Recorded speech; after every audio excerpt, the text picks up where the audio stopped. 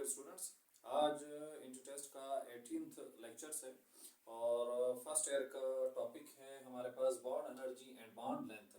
यानी कि आज हम बॉन्ड एनर्जी और बॉन्ड लेंथ के हवाले से कुछ एमसीक्यूज को सॉल्व करेंगे। उसमें से जो पहला एमसीक्यूज हमारे पास है, the magnitude of bond energy of different molecules have always positive value, always negative value, both A and B none. देखिए, सबसे पहले यहाँ पर जो एक टर्म यूज की गई है बॉन्ड एनर्जी, हम इस बॉन्ड एनर्जी को एक्सप्लेन करते हैं कि बॉन्ड एनर्जी सबसे पहले हम कहते किसको हैं। देखिए, बॉन्ड एनर्जी जो है वो आपके पास दो तरह से हम उसको डिफाइन करते हैं। फॉर एग्जांपल, हमारे पास क्लोरीन टू क्लोरीन एक बॉन्ड मौजूद है, यानी कि एक वन मोल ऑफ क्लोरीन मौजूद है और आप ये चाहते हैं ये दो क्लोरीन आपस में एक दूसरे से अलग हो जाए, यानी कि इनके दरमियान का जो ये बॉन्ड है ये टूट जाए। उसके लिए आपको लाजमन इसको एनर्जी देनी पड़ेगी। तो जो एनर्जी आप इसको देंगे, जिस एनर्जी से ये ब्रेक होगा, उस एनर्जी को हम बॉन्ड एनर्जी कहते हैं। यानी कि वन मोलर मॉलिक्यूल्स में मौजूद नंबर ऑफ बॉन्ड को तोड़ने के लिए जो एनर्जी की जरूरत होती है उसको बॉन्ड एनर्जी कहते हैं और उसकी जो वैल्यू होती है तकरीबन होती है 121 किलो जूल पर मोल।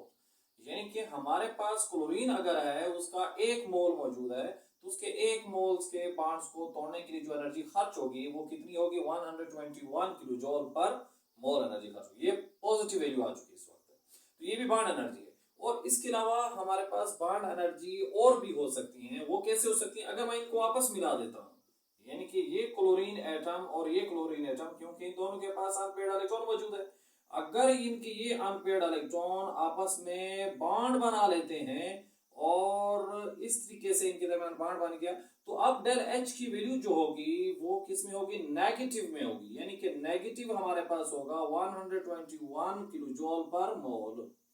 देखिए, एक चीज हम शुरू से ही पढ़ते हैं, 9th क्लास से ही पढ़ते हैं कि एटम बॉन्ड क्यों बनाते हैं। Atom form a bond to decrease their energy, atom form a bond to attain the electronic configuration of noble gases. इसलिए वो बॉन्ड बनाते हैं, अपने लास्ट शेल को कंप्लीट करने के लिए बॉन्ड बनाते हैं, यानी कि ऑक्टेट रूल को कंप्लीट करने के लिए बॉन्ड बनाते हैं। तो इस वक्त ये दो जो एटम्स हैं, क्लोरीन एटम और क्लोरीन एटम, ये आपस में मिलकर बॉन्ड बना रहे हैं। तो उस वक्त ये अपनी एनर्जी को रिलीज करेंगे। कितनी एनर्जी रिलीज करेंगे? -121 किलो जूल। जबकि जब हमने इस बॉन्ड को जब तोड़ा था, अगर क्लोरीन गैस बन चुकी है, आप उसके बॉन्ड को तोड़ के उसको रेडिकल में चेंज करना चाहते हैं, तो उस वक्त आपने एनर्जी उसको दी है। और अगर ये दो रेडिकल्स अनस्टेबल हैं तो ये आपस में मिलेंगे और एक स्टेबल बॉन्ड बना देंगे, तब ये एनर्जी को रिलीज कर देंगे। तो इस लिहाज से हम ये कह सकते हैं कि जो बॉन्ड एनर्जी है उसकी वैल्यू पॉजिटिव भी हो सकती है और नेगेटिव भी हो सकती है। जब दोनों हो सकती हैं तो इसलिए इसका सी ऑप्शन हमारे पास क्या होगा? ठीक ऑप्शन से लिहाज से मौजूद होगा। तो इस तरीके से ये हमारे पास एमसीक्यूज कंप्लीट होता है कि बॉन्ड एनर्जी की जो वैल्यू होती है वो पॉजिटिव भी हो सकती है, नेगेटिव भी हो सकती है। बॉन्ड ब्रेकिंग जो होता है हमेशा उसमें एनर्जी खर्च होती है, बॉन्ड फॉर्मेशन में एनर्जी रिलीज होती है। तो इस तरीके से एमसीक्यूज कंप्लीट होता है। सेकंड एमसीक्यू जो है वो भी यहाँ पर इस वक्त इसी टॉपिक के हवाले से, क्योंकि टॉपिक के दो पार्ट हैं, bond energy and bond length. तो बॉन्ड लेंथ के हवाले से एमसीक्यूज है कि विच ऑफ द फॉलोइंग है मिनिमम बॉन्ड लेंथ। इनमें से जो ऑक्सीजन की यहाँ पर कुछ स्पीशीज दी हुई हैं, पॉजिटिव भी हैं, नेगेटिव भी हैं, न्यूट्रल भी है, इनमें से किसकी बॉन्ड लेंथ सबसे कम है?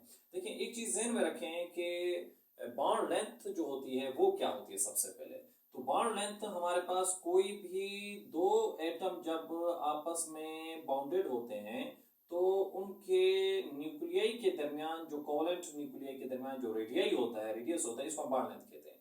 मतलब इस न्यूक्लियस से लेकर इस न्यूक्लियस तक की जो लेंथ है ये हमारे पास क्या कहलाती है? बॉन्ड लेंथ कहलाती है। ये दो न्यूक्लियस के दरमियान जो गैप होता है उसको हम बॉन्ड लेंथ कहते हैं। तो ये गैप में इजाफा होगा जब इसमें नंबर ऑफ शेल में इजाफा हो जाएगा। यानी कि अगर न्यूक्लियस जो हैं वो इस तरीके से हैं, यानी कि दो न्यूक्लियस इसके हैं और इसी तरीके से दो न्यूक्लियस जो हैं वो इस दूसरे एटम के हैं, तो जब नंबर ऑफ शेल में इजाफा होगा तो दरमियान में जो गैप है उस गैप में भी हमारे पास इजाफा हो सकता है, यानी कि बॉन्ड लेंथ भी बढ़ जाएगी। तो दो न्यूक्लियस के दरमियान जो गैप होता है उसको बॉन्ड लेंथ कहते हैं। अब बॉन्ड लेंथ इनमें से किसकी ज्यादा होगी? देखिए, इसमें से बल्कि मिनिमम किसकी होगी, सबसे कम किसकी होगी? ऑक्सीजन न्यूट्रल है, मतलब इसमें नंबर ऑफ इलेक्ट्रॉन्स जो हैं दोनों में नंबर ऑफ प्रोटॉन सेम होंगे। इसमें एक एक्स्ट्रा इलेक्ट्रॉन आ चुका है, यानी कि O2 के अंदर एक एक्स्ट्रा इलेक्ट्रॉन, एक इलेक्ट्रॉन आने से शेल्डिंग इफेक्ट में जो है वो इजाफा होगा। शेल्डिंग इफेक्ट में जब इजाफा होगा तो जो न्यूक्लियस के दरमियान का जो गैप है, जो बिटवीन द न्यूक्लियस गैप होता है, तो वो बढ़ जाता है शेल्डिंग इफेक्ट की वजह से। एक चीज ध्यान में रखें, जो कोर इलेक्ट्रॉन्स होते हैं वो जो वैलेंस इलेक्ट्रॉन होते हैं उनको रिपेल करते हैं, और उस रिपल्जन को हम क्या कहते हैं, शेल्डिंग इफेक्ट कहते हैं। तो न्यूक्लियस दो शेल्स के दरमियान जो गैप है वो उस वक्त बढ़ जाता है जब कोर इलेक्ट्रॉन की रिपल्जन आउटर इलेक्ट्रॉन पर ज्यादा हो जाती है, यानी कि उसको हम शेल्डिंग इफेक्ट कहते हैं। तो यहाँ पर शेल्डिंग इफेक्ट ज्यादा होगा, यहाँ पर भी दो इलेक्ट्रॉन आ जाएंगे तो इधर भी शेल्डिंग इफेक्ट बढ़ जाएगा। यहाँ पर इलेक्ट्रॉन लॉस हुए हैं, यानी कि इस ऑक्सीजन से दो इलेक्ट्रॉन लॉस हो चुके हैं। जब दो इलेक्ट्रॉन लॉस हो चुके हैं तो हम ये कह सकते हैं कि पीजेड में से इलेक्ट्रॉन जो है एक लॉस हो चुका है, एक इलेक्ट्रॉन मौजूद है, अनपेड इलेक्ट्रॉन मौजूद है। जब वो अनपेड इलेक्ट्रॉन मौजूद होगा तो वो पैरामैग्नेटिक नेचर रखेगा, और पैरामैग्नेटिक नेचर वाला न्यूक्लियस से ज्यादा अट्रैक्शन शो करता है। वैसे ऑक्सीजन के अंदर जो है हमारे पास दो अनपेड इलेक्ट्रॉन होते हैं, एक पेड होता है जो उसका पी ऑर्बिटल होता है लास्ट वाला जो वैलेंस शेल के अंदर। तो जब एक और इलेक्ट्रॉन लॉस हो जाए तो दो, इस वक्त कितने फिर अनपेड इलेक्ट्रॉन हो जाएंगे, फिर आपके पास वहां पर नंबर ऑफ अनपेड इलेक्ट्रॉन बढ़ जाएंगे, 3 अनपेड इलेक्ट्रॉन हो जाएंगे। तो 3 अनपेड इलेक्ट्रॉन की पैरामैग्नेटिक नेचर होने की वजह से उसकी न्यूक्लियस के साथ अट्रैक्शन क्या होगी, मैक्सिमम होगी। तो यहाँ पर अट्रैक्शन बढ़ जाएगी, ज्यादा हो जाएगी। आप इस तरीके से भी इसको एक्सप्लेन कर सकते हैं। तो जब अट्रैक्शन ज्यादा हो जाएगी तो बॉन्ड लेंथ क्या हो जाएगी, मिनिमम हो जाएगी, इसलिए ये ऑप्शन इसका ठीक आता है। ऊपर वाले दोनों केसेस में, जो ऊपर वाले दो केसेस है, यहाँ पर जब नंबर ऑफ इलेक्ट्रॉन ऐड हो रहे हैं तो पेड अप होना शुरू हो जाए। ऑक्सीजन जो O2 है इसमें दो इलेक्ट्रॉन आ चुके हैं, और दो इलेक्ट्रॉन आने का मतलब ये है कि वहां पर जो अनपेड इलेक्ट्रॉन था वो भी पेड अप हो चुका होगा, जबकि यहाँ पर से एक इलेक्ट्रॉन आया तो एक और भी अनपेड हो चुका होगा, तो डायमैग्नेटिक हो चुका है। डायमैग्नेटिक की न्यूक्लियस अट्रैक्शन कम हो जाती है।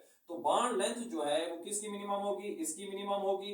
क्यों मिनिमम होगी, क्योंकि इसके अंदर पैरामैग्नेटिक नेचर ज्यादा है, इसमें ज्यादा अनपेड इलेक्ट्रॉन है, उसकी न्यूक्लियस के साथ अट्रैक्शन क्या होगी, ज्यादा होगी, इसलिए बॉन्ड लेंथ कम होगी। तो ये एमसीक्यूज का ठीक आंसर है। आज की वीडियो का जो तीसरा एमसीक्यूज है और वो भी बॉन्ड एनर्जी के हवाले से है कि on which factor bond energy depend, यानी कि बॉन्ड एनर्जी किन फैक्टर के ऊपर डिपेंड करती है। क्या वो इलेक्ट्रोनेगेटिविटी पे डिपेंड करती है, क्या वो हाइब्रिडाइजेशन पे डिपेंड करती है, इंटरमॉलिक्यूलर फोर्स पे डिपेंड करती है, ऑल ऑफ देम पे डिपेंड करती है। देखें, अभी यहाँ पर मैं कुछ एग्जांपल्स लिखता हूँ और उस एग्जांपल से हम इनको समझने की कोशिश करेंगे। हमारे पास दो, इस वक्त अगर मैं मॉलिक्यूल लिखूं, एक HF लिखा और एक HCl लिखा, ये दो मॉलिक्यूल्स मौजूद है। अब इन दोनों में एक एटम कॉमन है, हाइड्रोजन है, हाइड्रोजन, लेकिन ये कॉमन एटम नहीं है। ये हमारे पास मोस्ट इलेक्ट्रोनेगेटिव एलिमेंट्स हमारे पास होता है पीरियोडिक टेबल का फ्लोरीन। फ्लोरीन की इलेक्ट्रोनेगेटिविटी जो है वो क्लोरीन के मुकाबले में ज्यादा होती है, तो इसलिए इसकी बॉन्ड एनर्जी भी क्या होती है, ज्यादा होती है, और इसकी बॉन्ड एनर्जी क्या है, वो कम है। यानी कि इसको ब्रेक करने के लिए कम एनर्जी की जरूरत होगी, क्योंकि इस क्लोराइड ने इस हाइड्रोजन को इतनी स्ट्रेंथ के साथ अपने साथ कनेक्ट नहीं किया होगा जितनी स्ट्रेंथ के साथ फ्लोराइड ने हाइड्रोजन को कनेक्ट किया होगा। इसलिए इसकी बॉन्ड एनर्जी ज्यादा है और इसकी बॉन्ड एनर्जी कम हमारे पास होगी। तो इसका मतलब ये है कि इलेक्ट्रोनेगेटिविटी जो डिफरेंस है वो भी बॉन्ड एनर्जी में मायने रखता है। नेक्स्ट है हाइब्रिडाइजेशन। अच्छा, हाइब्रिडाइजेशन में कार्बन हमारे पास इस वक्त अगर हो, एक कार्बन ये है और दूसरा कार्बन हमारे पास ये है, अगर आप इनकी हाइब्रिडाइजेशंस को चेक करना चाहते हैं कि किसकी क्या हाइब्रिडाइजेशन हमारे पास होगी और उस हाइब्रिडाइजेशन का क्या रोल होगा इसके साथ, तो वो भी मायने रखता है। अब इस वक्त अगर आप देखें, अगर आप इस बॉन्ड को तोड़ना चाहते हैं तो उसके लिए वाज़ेह नजर आ रहा है कम एनर्जी लगेगी, लेकिन इन बॉन्ड्स को तोड़ने के लिए ज्यादा एनर्जी लगेगी। लेकिन इसकी जो हाइब्रिडाइजेशन है इसमें नंबर ऑफ सिग्मा बॉन्ड कितने हैं, देखिए मैं लास्ट वीडियोस के अंदर स्टेरिक नंबर जो है उसको मैं बता चुका हूं आपको। स्टेरिक नंबर वो होता है जिससे हम हाइब्रिडाइजेशन का पता लगा सकते हैं, और उसके अंदर हम क्या करते हैं कि हम सिग्मा बॉन्ड हो गए और पाई बॉन्ड्स यानी कि लॉन पेयर हो गए, उनको जमा करते हैं। तो इस वक्त कार्बन के पास 4 इलेक्ट्रॉन है, 4 के 4 बॉन्ड बना रहे हैं, और इसकी हाइब्रिडाइजेशन क्या होगी, sp3 होगी। और यहाँ पर इसमें 2 सिग्मा बॉन्ड है, 2 पाई बॉन्ड है। पाई बॉन्ड अनहाइब्रिडाइज्ड होते हैं, उसका हाइब्रिडाइजेशन के साथ कोई ताल्लुक नहीं होता, इसलिए इसकी हाइब्रिडाइजेशन sp होगी। तो एक चीज ज़हन में रखें कि जिसमें s करेक्टर ज्यादा होता है, जिसमें s करेक्टर ज्यादा होता है उसका साइज छोटा होता है, उसके जो शेल्स होते हैं वो न्यूक्लियस की तरफ ज्यादा पेनिट्रेशन करते हैं। जिसमें s करेक्टर ज्यादा हो, इसमें s करेक्टर 50% मौजूद है, और इसके अंदर s करेक्टर जो है वो कम है जो कि 25% है। तो जिसमें s करेक्टर ज्यादा होगा वहां पर जो न्यूक्लियस होंगे वो ज्यादा क्लोज होंगे, तो अट्रैक्शन भी ज्यादा होगी। और उन इलेक्ट्रॉन को अलग करना, यानी कि इन इलेक्ट्रॉन्स को न्यूक्लियस से, इसके न्यूक्लियस से और इसके न्यूक्लियस से इन इलेक्ट्रॉन को अलग करने के लिए आपको ज्यादा एनर्जी की जरूरत होगी। तो जिसमें एस करेक्टर ज्यादा होता है तो उसकी बाउंड एनर्जी भी ज्यादा होती है, जिसमें एस करेक्टर कम होता है उसकी बाउंड एनर्जी भी कम होती है। इसलिए आप ये कह सकते हैं कि इलेक्ट्रोनेगेटिविटी भी बाउंड एनर्जी को अफेक्ट करती है, हाइब्रिडाइजेशन भी अफेक्ट करती है। इसके बाद है इंटरमॉलिक्यूलर फोर्सेस। देखिए इंटरमॉलिक्यूलर फोर्सेस का भी बहुत अहम रोल जो है वो इसमें मौजूद होता है, और इंटरमॉलिक्यूलर जो फोर्सेस हैं वो भी अफेक्ट करती हैं, क्योंकि इंटरमॉलिक्यूलर फोर्सेस की वजह से हमारे पास बॉन्ड एनर्जी जो है वो बढ़ जाती है। जैसे ऑक्सीजन में अगर हम देखें, और इसमें भी एक लिहाज से ऑक्सीजन और हाइड्रोजन का बॉन्ड मौजूद है, अगर ये एक और किसी वाटर के मॉलिक्यूल के साथ बॉन्ड बना रहा हो, यानी कि हाइड्रोजन बॉन्डिंग्स जो है किसी और के साथ हो रही हो, तो वो इस तरीके से यहाँ पर हो सकती है, यानी कि ये पार्शियल नेगेटिव है और ये पार्शियल पॉजिटिव है, यानी कि ये एक और वाटर का मॉलिक्यूल है। ये दो वाटर के मॉलिक्यूल यहाँ पर आपस में जुड़े हुए हैं, इसको हम हाइड्रोजन बॉन्डिंग कहते हैं। वाटर में भी हाइड्रोजन बॉन्डिंग है, और इसी तरीके से अगर एक और OH मॉलिक्यूल लिया जाए, यानी कि अल्कोहल लिया जाए, तो यहाँ पर भी आपके पास हाइड्रोजन बॉन्डिंग ही बन रही है। एक लिहाज से अगर हम इसको देखें, तो अगर यहाँ पर भी हाइड्रोजन बॉन्डिंग ही बन रही है, तो इन हाइड्रोजन बॉन्डिंग के अंदर, इस हाइड्रोजन बॉन्डिंग में और इस हाइड्रोजन बॉन्डिंग की स्ट्रेंथ में फर्क है, इसलिए इनकी बॉन्ड एनर्जी में भी फर्क होता है। तो इंटरमॉलिक्यूलर फोर्स जिसमें जितनी स्ट्रॉन्ग होगी उसकी बॉन्ड एनर्जी उतनी ज्यादा होगी। तो बॉन्ड एनर्जी का ताल्लुक इंटरमॉलिक्यूलर फोर्स के साथ भी होता है, वो भी इसको अफेक्ट करती है, क्योंकि हाइड्रोजन बॉन्डिंग है। और एक जैसी भी हाइड्रोजन बॉन्डिंग हो आपके, मतलब उसमें भी हाइड्रोजन बॉन्डिंग है, इसमें भी हाइड्रोजन बॉन्डिंग है, लेकिन इसमें इसकी स्ट्रेंथ ज्यादा है, इसमें इसकी स्ट्रेंथ कम है, इसलिए इजीली वेपर में चेंज हो जाता है और ये इजीली वेपर में चेंज नहीं होता है। तो इंटरमॉलिक्यूलर फोर्स हाइड्रोजन जो है वो भी बॉन्ड एनर्जी को अफेक्ट करती है, तो इसलिए इसका जो ठीक ऑप्शन आएगा वो हमारे पास क्या होगा, डी ऑप्शन होगा। तो हम ये कहते हैं कि on which factor bond energy depend, bond energy किस पे डिपेंड करती है। अगर आप इस डायग्राम से देखें, इलेक्ट्रोनेगेटिविटी पे भी डिपेंड करती है, अगर आप इसको देखें हाइब्रिडाइजेशन पे भी डिपेंड करती है, अगर आप हाइड्रोजन बॉन्डिंग और डाइपोल डाइपोल फोर्स देखें तो इंटरमॉलिक्यूलर फोर्स पे भी डिपेंड करती है। तो ठीक ऑप्शन इसका क्या होगा, ऑल ऑफ देम। आज की वीडियो का जो फोर्थ एमसीक्यूज है वो भी बॉन्ड एनर्जी के हवाले से है। The bond energy of fluorine to fluorine is smaller than expected value. तो यानी कि फ्लोरीन टू फ्लोरीन जो बॉन्ड है उसकी जो बॉन्ड एनर्जी है वो एक्सपेक्टेड वैल्यू से कम होती है। और कम क्यों होती है? Due to high electronegativity, due to small size, due to first member of halogen, due to reactivity. देखिए जो फ्लोरीन है, फ्लोरीन का ये कहा जाता है तो उसकी जो बॉन्ड लेंथ है वो तकरीबन कोई 71 पिकोमीटर है। अगर मैं गलत नहीं हूं तो ये थोड़ी सी चेंज हो सकती है, इसमें कुछ करेक्शन आप कर सकते हैं, देख लें अगर आप इसका टेबल वगैरह। तो जहां तक मेरे ज़हन में आ रहा है कि फ्लोरीन टू फ्लोरीन जो बॉन्ड लेंथ है वो 71 पिकोमीटर है, जो कि बहुत ही कम वैल्यू एक लिहाज से है। और जितने भी एलिमेंट्स मौजूद हैं, तो इतनी कम एनर्जी होने से फिर क्या होगा, इतनी कम बॉन्ड लेंथ होने से फिर क्या होगा? क्योंकि बॉन्ड लेंथ जितनी कम होगी तो किसी भी बॉन्ड के अंदर दो अट्रैक्टिव फोर्सेस होती हैं और दो रिपल्सिव फोर्सेस भी होती है, यानी कि ये न्यूक्लियस इसके इलेक्ट्रॉन को अट्रैक्ट कर रहा है, ये न्यूक्लियस इसके इलेक्ट्रॉन को अट्रैक्ट कर रहा है, तो ये अट्रैक्टिव फोर्स होगी। लेकिन इसके अलावा रिपल्सिव फोर्सेस भी होती हैं, इसका इलेक्ट्रॉन इसके इलेक्ट्रॉन को रिपेल कर रहा है, इसका न्यूक्लियस इसके न्यूक्लियस को रिपेल कर रहा है। मतलब ये है कि जब कोई एक बॉन्ड बनता है तो उसमें अट्रैक्टिव फोर्सेस रिपल्सिव फोर्सेस के मुकाबले में ज्यादा हो जाती हैं। अगर अट्रैक्टिव फोर्स रिपल्सिव फोर्स के मुकाबले में ज्यादा हो जाए तो बॉन्ड बन जाता है, लेकिन अगर रिपल्सिव फोर्स जो है वो अट्रैक्टिव के मुकाबले में ज्यादा हो जाए तो बॉन्ड टूट जाता है। तो फ्लोरीन टू फ्लोरीन जो बॉन्ड है वो थोड़ी सी भी एनर्जी दें तो रिपल्सिव फोर्सेस बढ़ना शुरू हो जाती हैं, यानी कि वहां पर जो मोशन होती है, वाइब्रेशन होती है, वो वाइब्रेशन इतनी हो जाती है कि न्यूक्लियस और न्यूक्लियस एक दूसरे को रिपेल कर देते हैं और इनके दरमियान बॉन्ड टूट जाता है।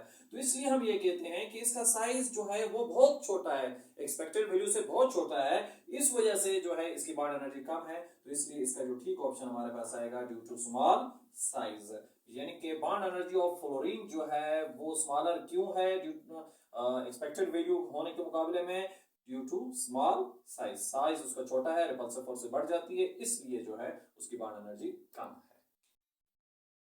आज की वीडियो का जो लास्ट एमसीक्यूज है वो भी बॉन्ड एनर्जी और बॉन्ड लेंथ के ही टॉपिक से है।